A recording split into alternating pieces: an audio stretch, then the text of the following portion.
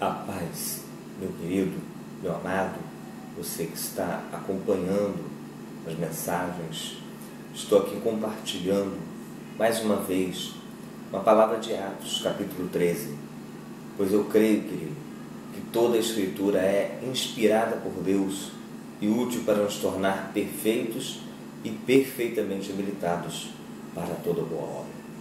Nós estamos aqui meditando no capítulo 13 de Atos, esse livro que fala dos primeiros passos da igreja, a igreja após o Cristo ressurreto, a igreja missionária.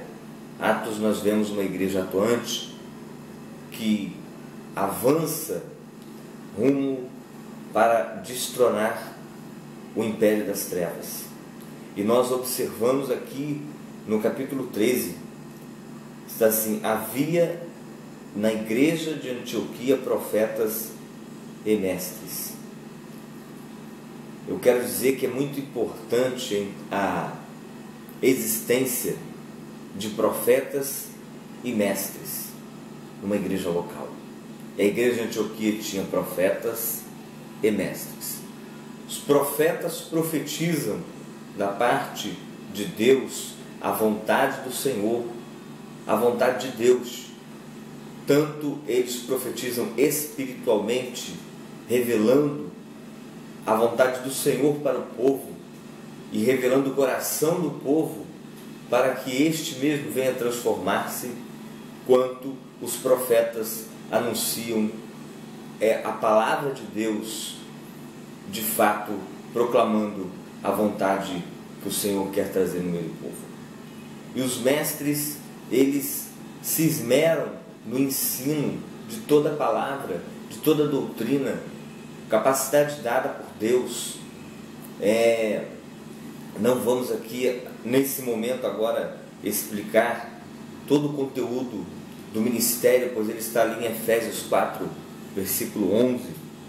Mas o que eu quero dizer aqui nesse momento é que Antioquia tinha uma igreja atuante, viva, eficaz, porque ela tinha a profecia da palavra, ela tinha ensino profundo da palavra de Deus. Um povo não pode ficar sem profecia de Deus e um povo não pode ficar sem o entendimento da palavra do Senhor. E esta igreja, como fala aqui no versículo 2, servia ao Senhor jejuando e orando, e era guiada pelo Espírito Santo. Então diz: e servindo eles ao Senhor, jejuando, disse o Espírito Santo: separai-me agora Barnabé e Saulo para a obra que os tenho chamado. Então, jejuando e orando e impondo sobre ele as mãos, eles o despediram. Então nós vemos uma igreja, amados, dirigida pelo Espírito Santo, guiada pelo Espírito Santo, orando, jejuando, estando em batalha espiritual, buscando em Deus a revelação para os próximos passos missionários. E quando eles vão receber de Deus o que eles recebem, enviem Paulo e Barnabé para a missão que eu tenho preparado. Isto é o que a igreja tem que fazer, estar realmente de contínuo diante de Deus para saber qual é a próxima ação. E o que acontece aqui? Paulo vai para a ilha de Pafos, aqui no versículo 6, e ele, quando chega lá, encontra um procônsul e anuncia a palavra para o procônsul interessado na sabedoria de Deus, mas tem um mago que fica ali atrapalhando, que fica ali, sempre tem alguém que vai querer atrapalhar a obra de Deus. A igreja se lança para fazer a obra de Deus e surge alguém interessado em desfazer, porque nós estamos, amados, no terreno do inimigo. Essa terra jaz no maligno, então sempre aparecerão opositores, mas uma igreja cheia do Espírito Santo, como Paulo estava cheio do Espírito Santo.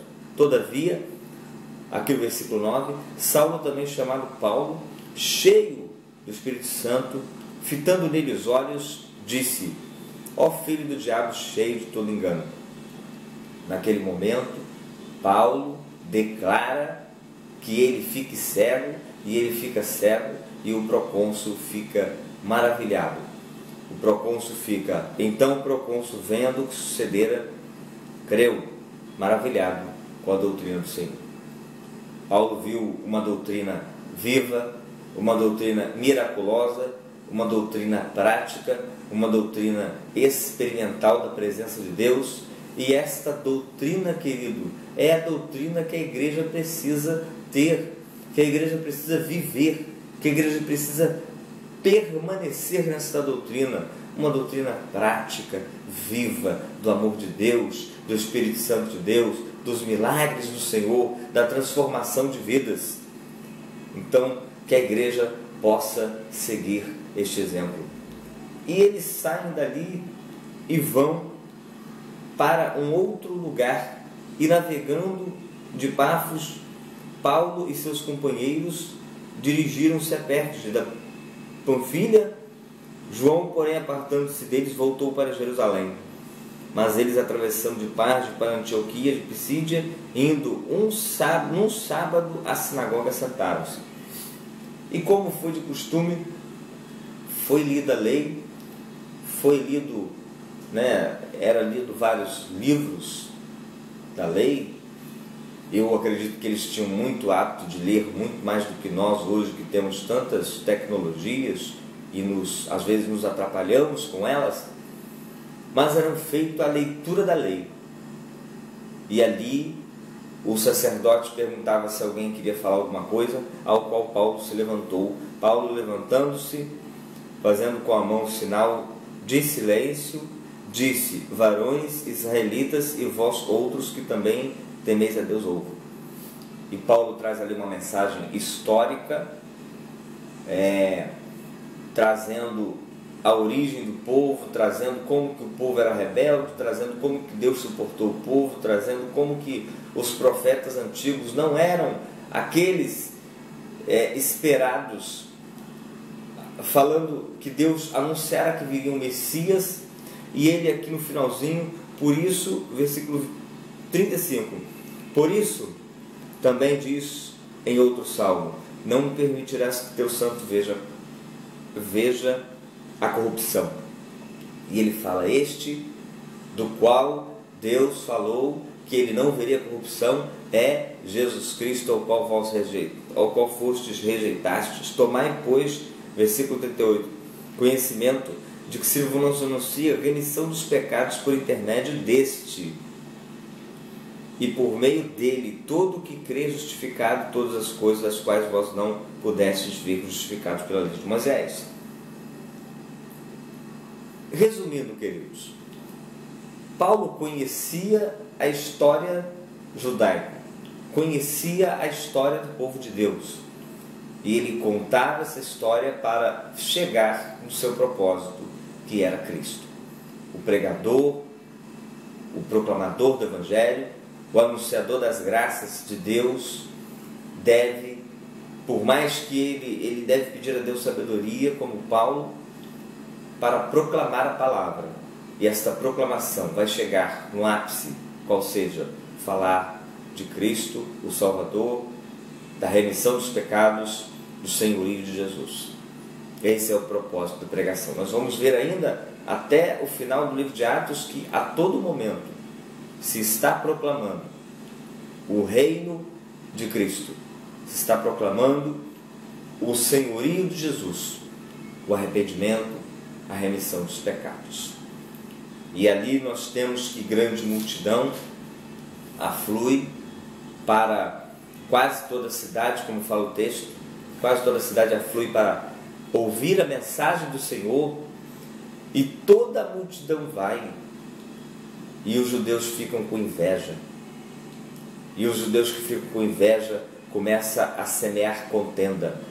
Amados, nós precisamos tomar conta do nosso coração, para que a inveja não entre, para que os sentimentos negativos não entrem, porque aqueles que se deixam levar pelos sentimentos de inveja, eles começam a lutar contra tudo que Deus levanta, porque Deus levanta homens que ficam em proeminência para levar o nome dele, e aí no nosso coração nasce a inveja do sucesso dos outros, porque eles estão fazendo a vontade do Senhor.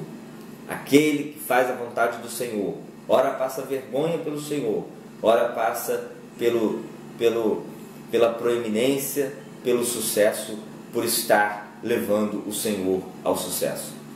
Mas eu quero dizer a você que o servo de Deus, ele se humilha na hora da humilhação e ele é exaltado pelo Senhor na hora em que deve ser exaltado, mas ele não se exalta, ele é exaltado por Deus e não se exalta.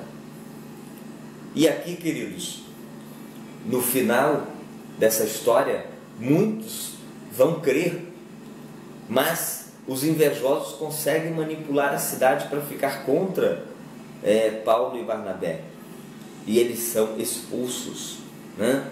Olha só, mas, versículo 50, os judeus instigaram as mulheres piedosas de alta posição e os principais da cidade, e levantaram perseguição contra Paulo e Barnabé, expulsando-os do território.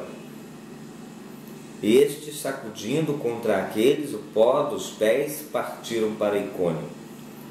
Os discípulos, porém, transbordavam de alegria do Espírito Santo. Eles transbordavam de alegria do Espírito Santo porque tinham o sentimento do dever cumprido. Muitos creram, a maioria não creu, porque eu até acredito que a maioria normalmente não crê, mas há sempre aquele que vai crer. Se um acreditar, valeu a pena, e se ninguém acreditar em nós obedecermos o mandamento de Deus, valeu a pena obedecer ao Senhor e transbordar de alegria pelo Espírito Santo. A igreja precisa ser discípulo.